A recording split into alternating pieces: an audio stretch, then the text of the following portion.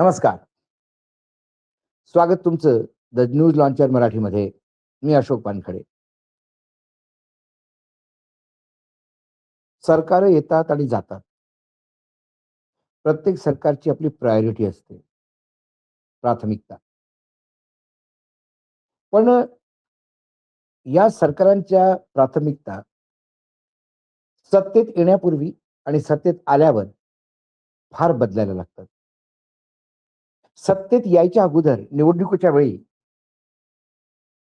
बळीराजा, मागासवर्गीय, गरीब, युवा,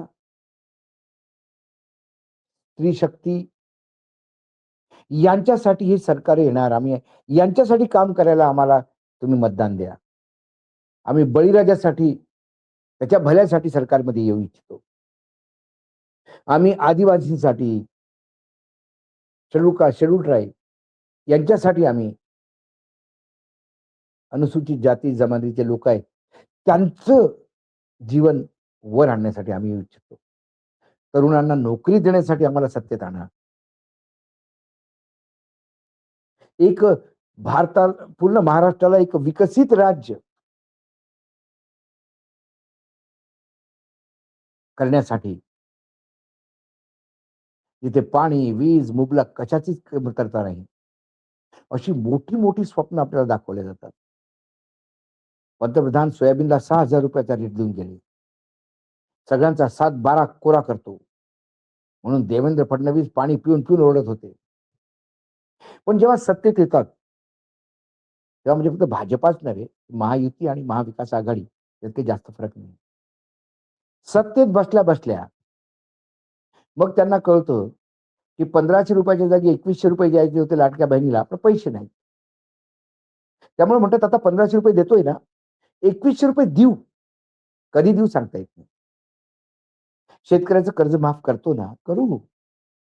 मग 1 वर्ष घालवायचं, दुसऱ्या दिवशी वर्षी करायचं. पण ते थोतर मात्र नावासाठी. इतक्याच या कंडिशनवर करू, त्या कंडिशनवर करू, ₹2,00,000 पर्यंत करू. तो 7-12 कोरावाला तो विषय गेला. सोयाबीनबद्दल तर बोलायचंच नाही.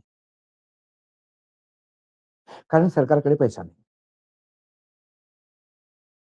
सरकारकडे पैशाची इतकी टंचाई आहे, की सरकारने बिलं थकीत केली. मग त्याच्यासाठी लोकांना प्रयत्न करायला ठेकेदारांनी कामं घ्यायला बंद केले. मग त्यांना पैसे द्यायला त्या लाडक्या बहिणीचे पैसे एकत्र 2-2 महिन्याचे एकत्र देतात.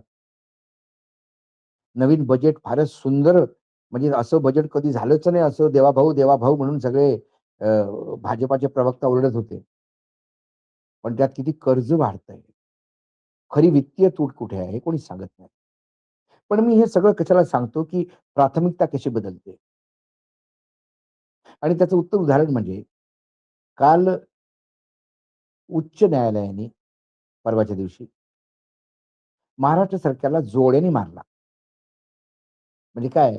आपण स्ट्रिक्चर पास करणं म्हणजे ते जोड्याने मारल्यासारखं होतं.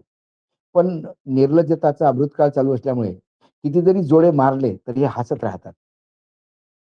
आणि मग ते म्हणतात, "अहो, पण आम्हाला 4च मारले. तुम्ही जेव्हा सत्तेत होते तेव्हा तुम्हाला 5 मारले होते. एक जास्त मारला होता." जोडे खाण्याची लाज कोणालाच वाटत नाही. तुम्ही कमी खाल्ले की आम्ही कमी खाल्ले याच्यात कॉम्पिटिशन असतं. एक पब्लिक जनहित याचिका कोर्टासमोर आली.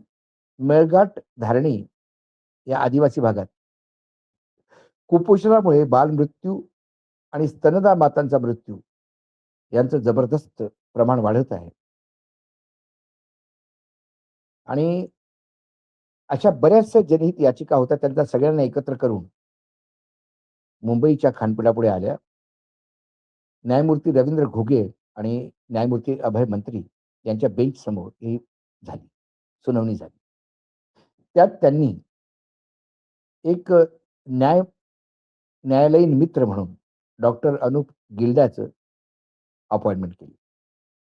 आणि मग त्यांनी जेव्हा सांगितलं काय चालू आहे त्या मेळघाट आणि धारणी या भागात, वर्षानुवर्ष अशा केसेस येतात, लिटिगेशन येतात. सरकार नेहमी आश्वासन देतं आणि अतिशय वाईट स्थिती आहे.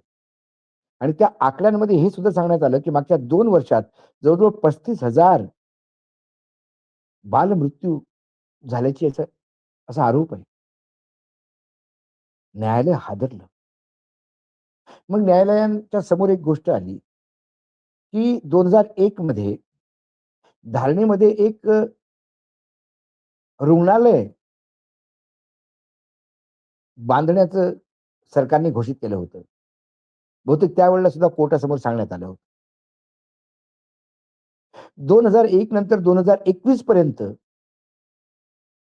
ते रुग्णालय कागदावरच आहे. कारण सरकारजवळ पैसा नाही. वकिलांनी जे लढत होते या आदिवासींसाठी ते म्हणाले, "अहो साहेब, आदिवासी जे मंत्रालय आहे त्याचा 5% जो त्याला अलॉटेड पैसा होता आदिवासींसाठी, त्यातला 5% लाडक्या बहिणींना पैसा देण्यासाठी त्यातनं काढून घेतलेला आहे. मग लाडक्या बहिणींना पैसा द्या, तर आदिवासींना मरू द्या." पण सरकारनी फारच हास्यास्पद कारण सांगितलं. 2001 पासून सरकार हे हॉस्पिटलचं किती बेडचं हॉस्पिटल बनायचं याच्यावरच चर्चा करत आहे. 50 वरून ते 100 वर गेलं आणि आता 300 बेडचं हॉस्पिटल आम्ही बनवणार असं ते त्यांनी ठरवलं. पण त्या 50च्या वेळेलाही वीट लागली नाही एकही. 100चं ठरवलं तेव्हाही वीट लागली नाही आणि 300चं ठरलं आता. 300 खाटांचं रुग्णालय बनवतो, पण वीट अजूनही लागली नाही.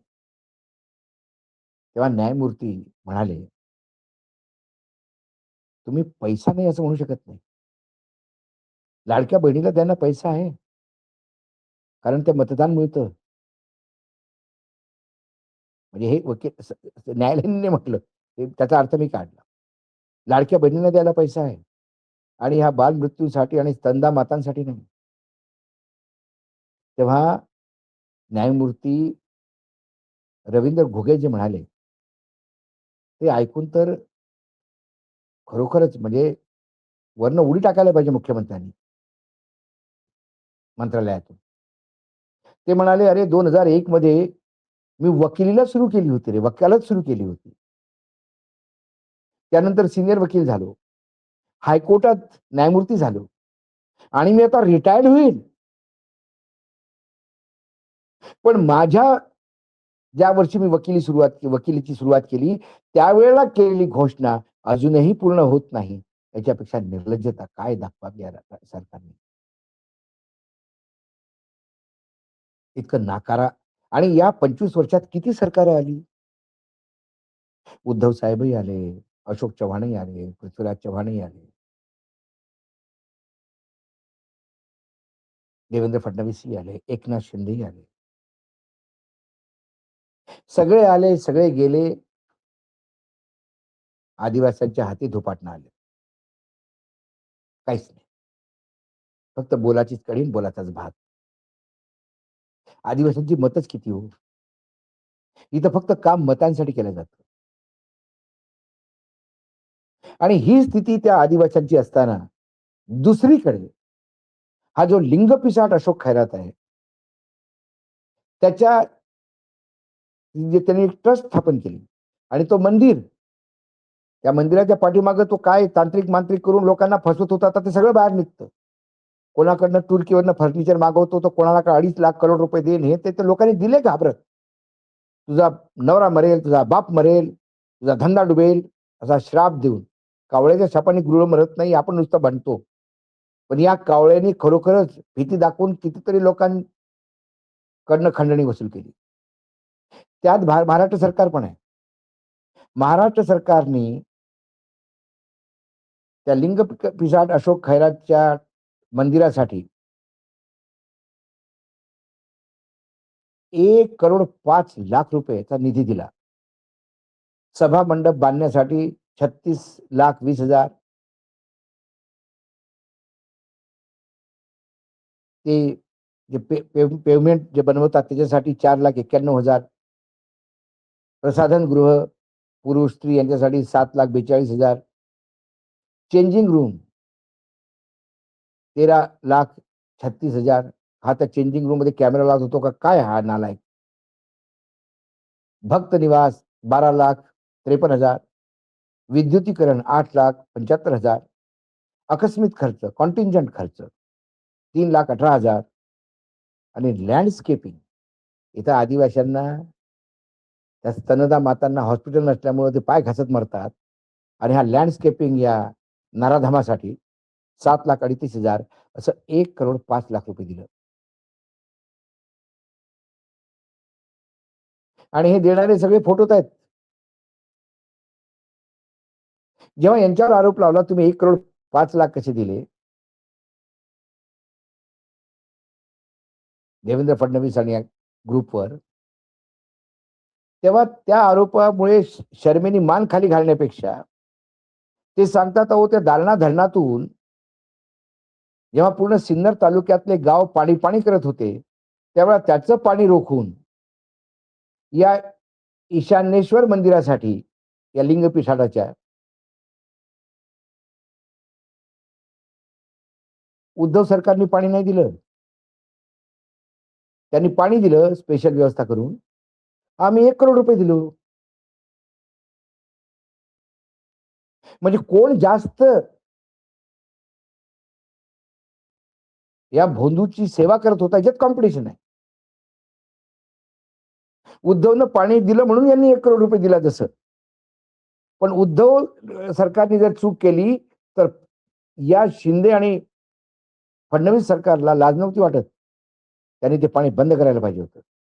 पण आमचे मुख्यमंत्री कसे, असं कुठलं एखादं प्रकरण वर आलं, की लगेच ते बाजू बदलतात. कालपर्यंत ज्या अशोक खरातला पैसे देत होते, पाणी देत होते, फोटो त्याच्यासोबत घेत होते. त्याच्या चरणवंदना करून त्याचे पाय धुवून तीर्थ पिणाऱ्यांना महिला आयोगमध्ये जो पूजा करतो त्याला मंत्री विखे पाटलांना,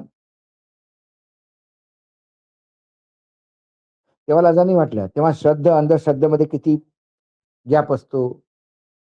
निंबू मिरचीनी देश सुधरत नाही. हे तेव्हा देवेंद्र फडणवीसांना कळत नव्हतं का?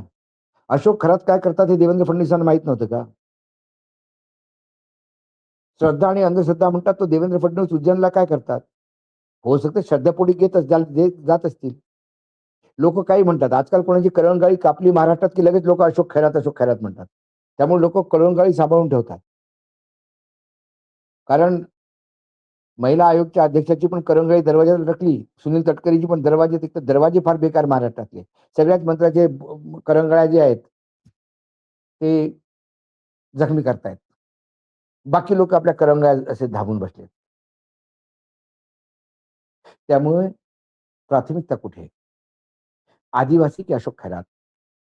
अशोक खैरात. कारण आदिवासी काय त्यांचं मत गेलं नाही गेलं काय फार कमी पर्सेंटेजमध्ये आणि मग त्यांना मूर्ख बनवून आपण मतं घेऊ शकतो.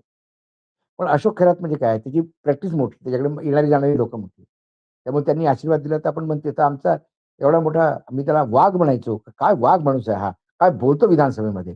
काय पुरोगामी विचारायचा? तोही आपला मंत्री बनण्यासाठी विदर्भातला आमचा तिथं पाय ठेवून डोक्यावर. हो, हो.